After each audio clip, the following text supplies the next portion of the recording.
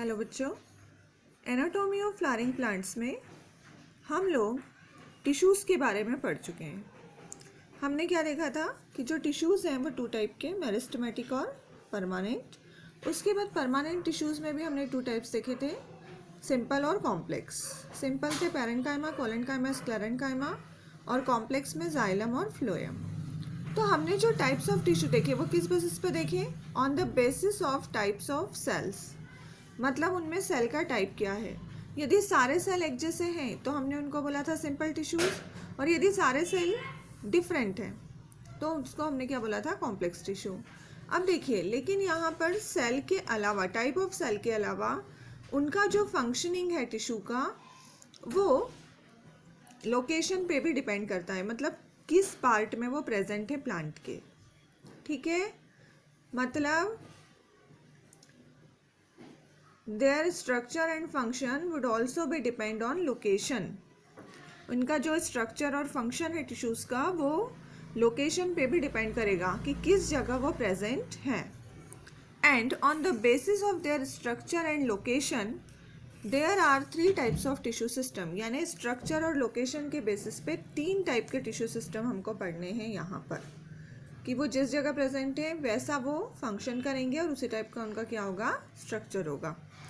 तो यहाँ पर तीन टिश्यू सिस्टम्स हमको पढ़ने हैं, epidermal tissue system, ground tissue system and vascular और कंडक्टिंग टिश्यू सिस्टम। ऐसे तीन पढ़ेंगे हम। तो हम सबसे पहले अभी देखते हैं एपिडर्मल टिश्यू सिस्टम। देखिए, the epidermal tissue system forms the outermost covering of the whole plant body. ये क्या बनाता है? पूरी प्लांट बॉडी की आउटर मोस्ट कवरिंग, मतलब जो सबसे बाहरी आवरण है प्लांट बॉडी का, वो ये बनाएगा।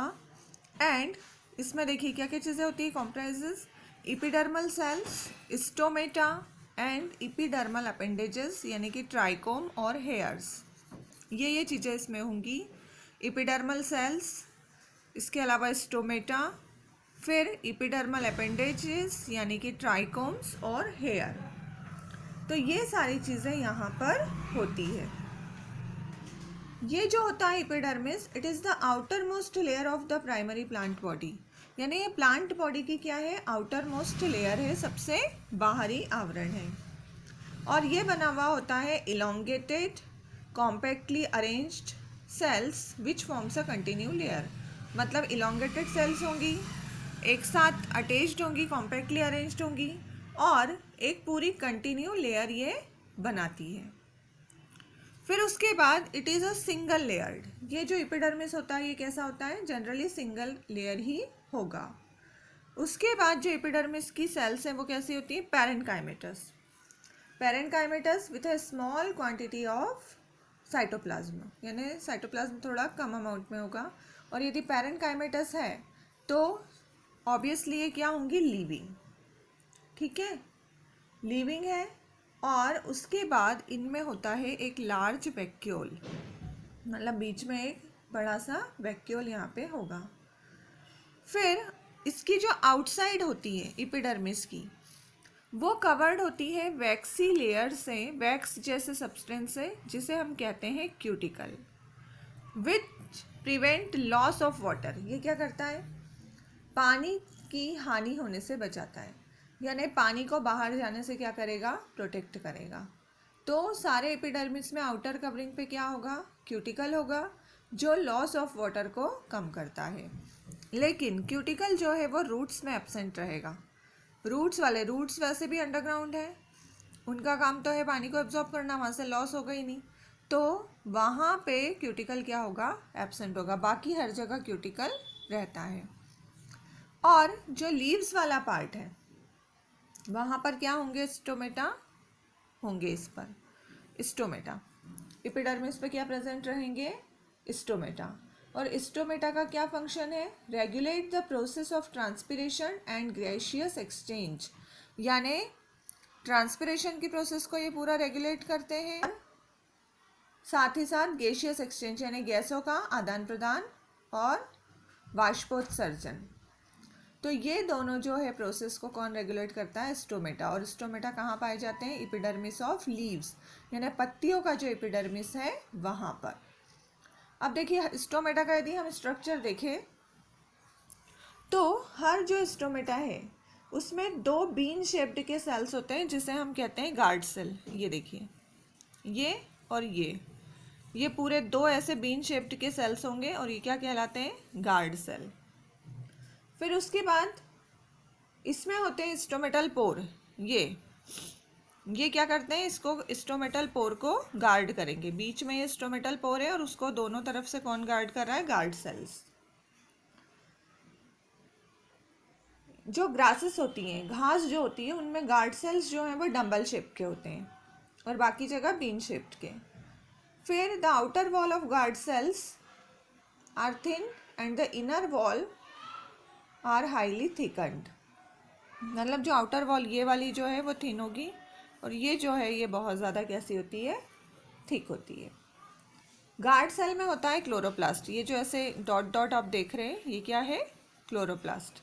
गार्ड सेल में क्लोरोप्लास्ट होगा और क्लोरोप्लास्ट का फंक्शन क्या है? आपको पता है, फोटोसिंथेसिस करना। और ये जो गार्ड सेल है इनका फंक्शन है regulate the opening and closing of stomata. इन्हीं के कारण स्टोमेटा का ये जो पोर है ये खुलता और बंद होता रहता है। गार्ड सेल के आसपास के जो एपिडर्मल सेल्स हैं वो उसी के साथ एक स्पेशल शेप और साइज अटेन कर लेते हैं जिसे हम कहते हैं सब्सिडियरी सेल्स। ये दिख रहे हैं आपको? Subsidiary sales.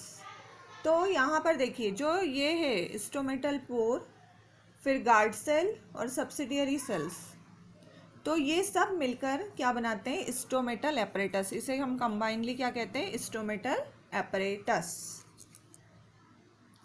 अब जो एपिडर्मिस की सेल्स हैं उन पे नंबर ऑफ हेयर्स भी रहते हैं, रोम हेयर लाइक स्ट्रक्चर रहते हैं और ये स्पेशली ज़्यादा कहाँ रहेंगे? Root hair. तो रूट हेयर जो हैं वो कैसे हैं? Unicellular elongation of epidermal cells, यानी एपिडर्मल सेल का यूनिसेल्युलर इलोंगेशन। और इनका फंक्शन क्या है रूट हेयर का?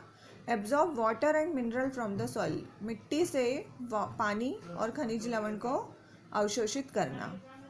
और स्टेम के ऊपर जो एपिडर्मल हेयर होते हैं उन्हें हम कहते हैं ट्राइकोम्स। यानी रूट हेयर को तो हेयर ही बोलेंगे हम, लेकिन स्टेम पे जो हेयर्स हैं उन्हें हम क्या कहते हैं? ट्राइकोम्स कहते हैं। और ये भी मल्टी सेल्युलर स्ट्रक्चर है और ब्रांच्ड या अनब्रांच्ड हो सकते हैं, ये सॉफ्ट या स्टिफ हो सकते हैं। ट्राइकोम जो है वो हेल्प करते हैं in preventing water loss due to transpiration. मतलब ये जो ट्राइकोम्स हैं वो वाटर लॉस से बचाएंगे। ठीक है, तो ये कौन सा सिस्टम हुआ हमारा? पूरा एपिडर्मल टिश्यू सिस्टम। ठीक है।